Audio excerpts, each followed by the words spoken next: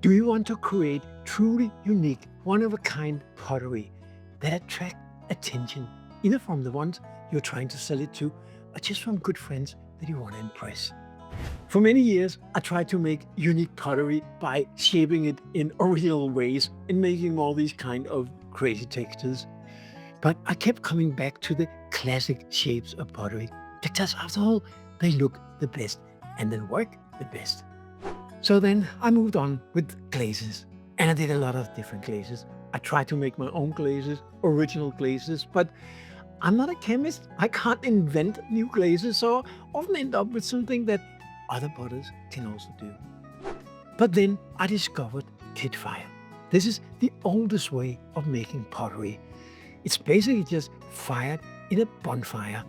We use no glazes, but only organic materials, salt, oxides, and things like that. And it creates truly unique results. One of a kind. The downside is that you can't really make two that are the same. Never. But then again, that's not really what we're trying to do, right? But how do you do pit-fired pottery? What are the right clays to use? How do you build a kiln that you can fire it in? What are the colorants that you can use to make these beautiful colors? You can of course go to YouTube. There are tons of videos about how to do pitfire. I actually published quite a few of them, but then unstructured. You have to wade through lots of them to find the different elements of pitfire. It's not a structured learning. And then of course, you can attend a real life workshop. And I encourage you to do that because it's great to do. I actually been teaching quite a few of these workshops and I love it. But there is a problem with these kind of workshops. First of all, it usually takes place over a weekend, so 2 or 3 days. So I require my students to bring pots that are already prepared, that they already made, that they already bisque fired, so they're ready to do the pit fire. So the whole first part of the learning, what clay to use, how to shape your pots, how to prepare them for the pit firing, how to burnish them, how to use terra, and how to even create your own terra, that is typically not part of a workshop. And also in the other end, after the pit fire, you need to spend some time on polishing them, dusting them off, and maybe apply a layer of wax or acrylic spray or whatever you want to apply. We typically don't have time for that during a workshop.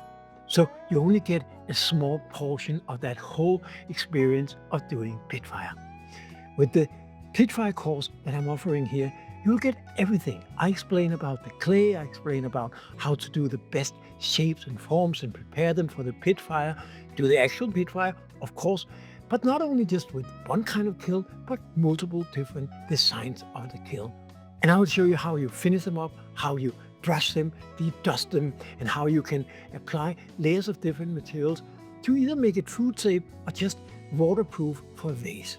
The other problem with a workshop is that there's a lot of information that are being shared in just a couple of days, and it's unlikely that you can remember all the details when you get back home.